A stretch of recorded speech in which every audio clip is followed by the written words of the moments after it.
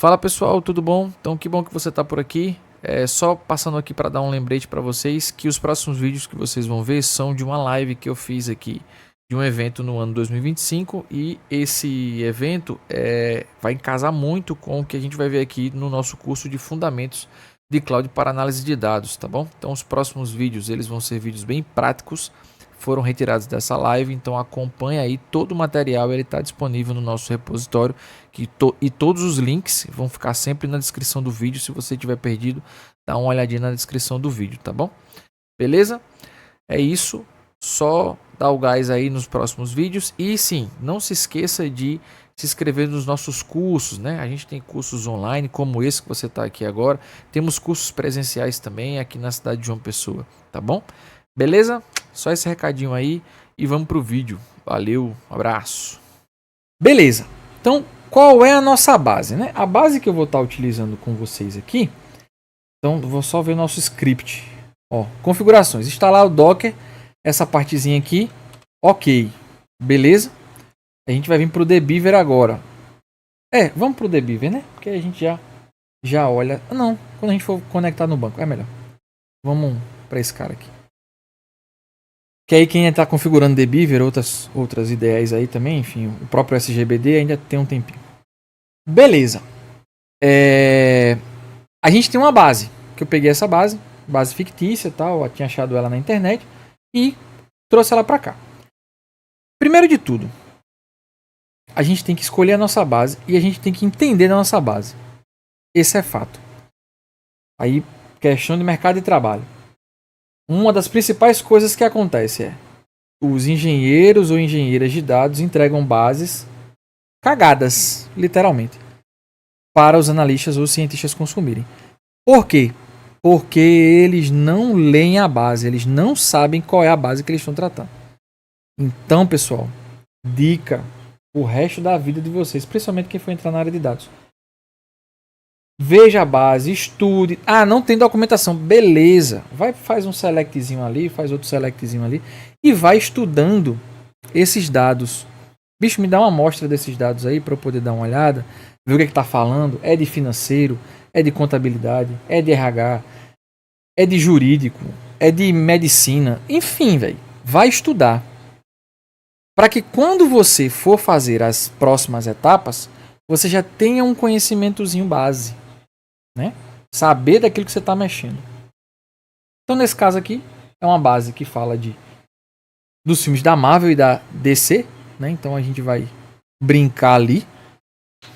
Isso, Gabs, perfeito. Ver o relacionamento entre as tabelas, contextos, chaves. Perfeito, isso mesmo. Então, e às vezes disso você nem precisa de documentação. Né? Só de você já ter ali a saber de banco de dados, claro, né? Tem que saber o mínimo, pelo menos. Fazer um select ali. Você começar a pesquisar ali algumas coisas e tal. Ou se vier numa planilha ou num CSV, como está vindo assim, dá uma olhada, vê o que você consegue, né, entender daquilo. Se tiver dúvida, conversa com o usuário que vai solicitar. Enfim, dá os pulos, né? Mas não vai logo pegando, já colocando e tal, sem antes dar uma refinada ali nos conceitos, né? Beleza, então aqui a gente tem uma base que fala dos filmes da Marvel e da DC, né? DC, aí você chama como você quer.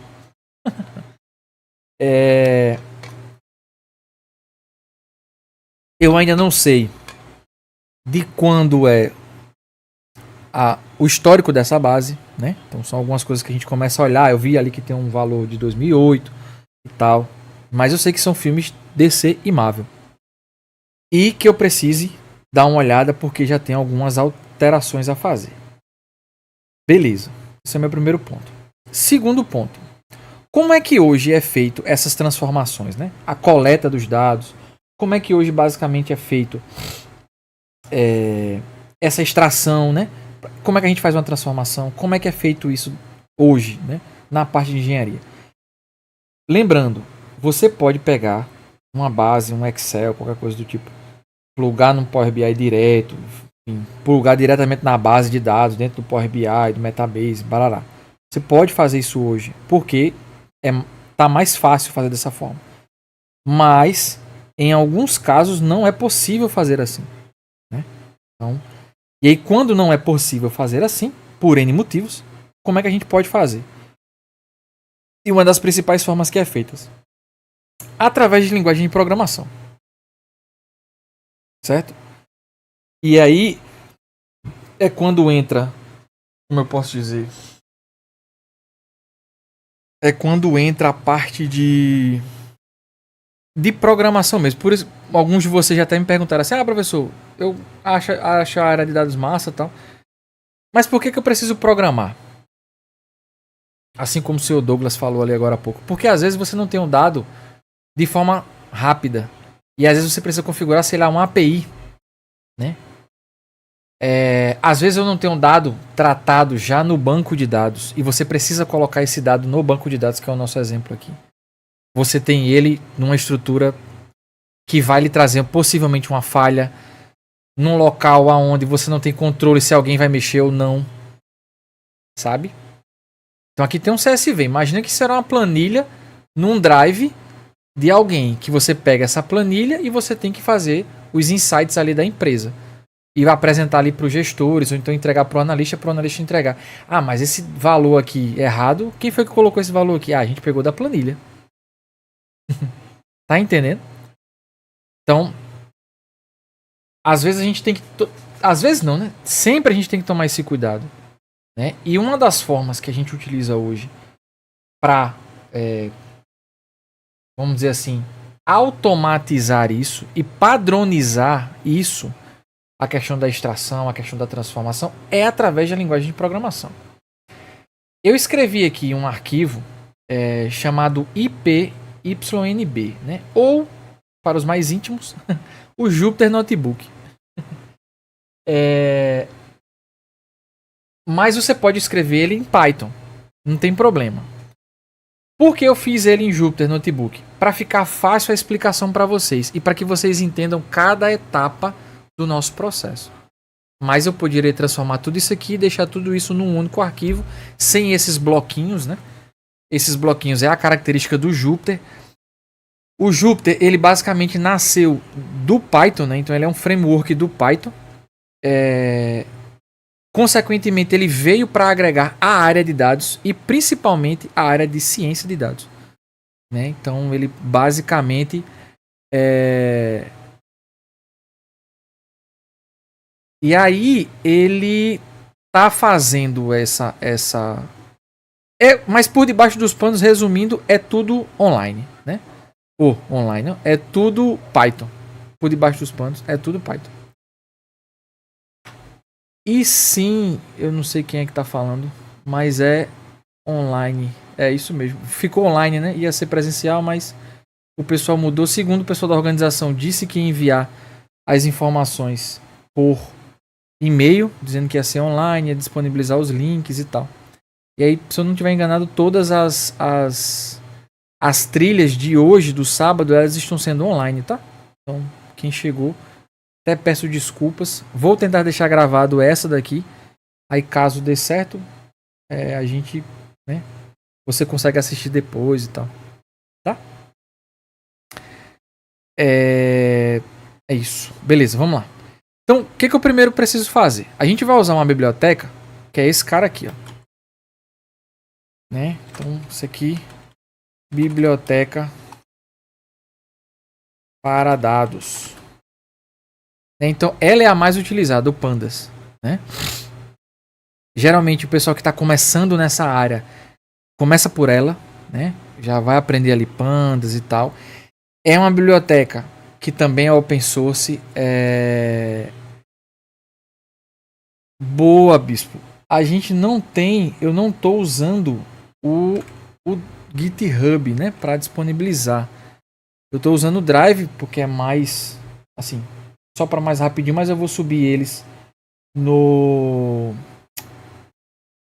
GitHub para deixar lá salvo. Deixa eu até abrir aqui. E aí eu mando para você, depois que tiver lá, vocês podem acessar, tá bom? Fiquem à vontade aí. Peço até desculpas, meu irmão, por isso, porque foi decidido ontem, no final do dia, enfim. Você dá uma olhadinha lá depois, a gente vai trocando ideia. Qualquer coisa, me manda mensagem, eu posso lhe responder ali com mais tranquilidade, Tá já? Ó, isso, ó, tá vendo? Receberam um e-mail ontem à noite, então foi um pouquinho bem complicado, por isso que ficou tudo online e tal. Mas vai dar certo. Beleza? Beleza, então como a gente tava falando, né? Então, a galera que tá começando e tal, geralmente parte por essa questão do Pandas, né? Mas no início ali e tal, para aprender.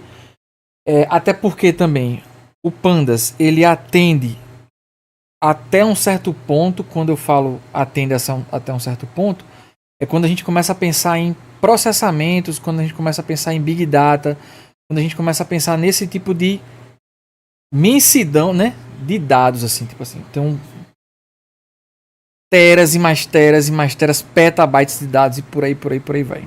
Então, quando a gente começa a passar por isso, consequentemente, eu vou precisar de quê? Eu vou precisar de mais processamento, eu vou precisar de mais hardware e assim sucessivamente. E aí o Pandas, ele meio que começa a não atender nesse momento, né? A gente começa a partir por um outro cara chamado Spark, que tem muito a ver com o Pandas, mas o Spark ele tem essa facilidade de trabalhar com Big Data, várias áreas de dados e tal. Eu consigo ali ter já esse outro contextozinho, né? Então a gente já parte lá para um negócio maior. E mais recentemente tá vindo aí, veio na verdade, o DuckDB, né?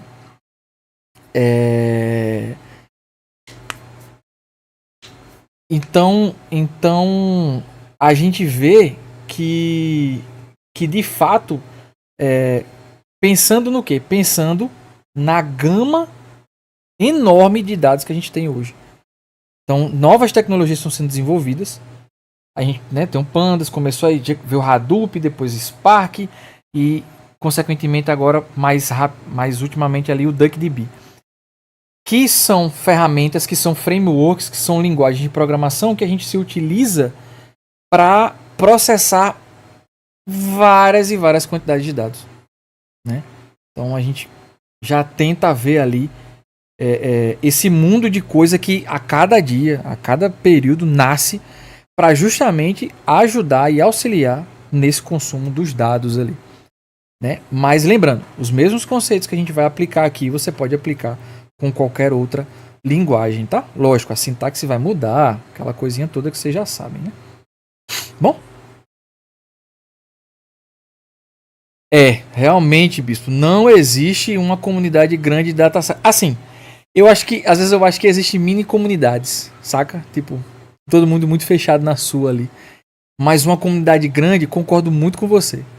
Concordo demais. Em comparação às outras comunidades, né? Se a gente fosse comparar assim, realmente a gente tá pouco ainda, é pequeno, né? Beleza, vamos lá. Pronto, primeira parte, criei aqui o meu pandazinho aqui, né? Segunda parte, a gente vai fazer um engineer aqui que é para conectar o nosso banco de dados. Conectar essa base, né, esse CSV, no banco, né? A gente vai colocar ele lá. A gente vai falar dele depois. Primeira coisa, funçãozinha, variável, todo mundo já manja, né? Função do meu pandas, read CSV. Então, sempre que eu vou ter que fazer alguma coisa na minha base, né, nesse caso aqui a gente está trabalhando uma CSV, eu vou ter que ler ela. Isso é básico. Então eu vou ler a minha base do UTF, tá? Só para a gente poder passar aqui. Beleza. Depois, tratamento simples. Aqui eu peguei essa variável, df raw. Por que raw, pessoal?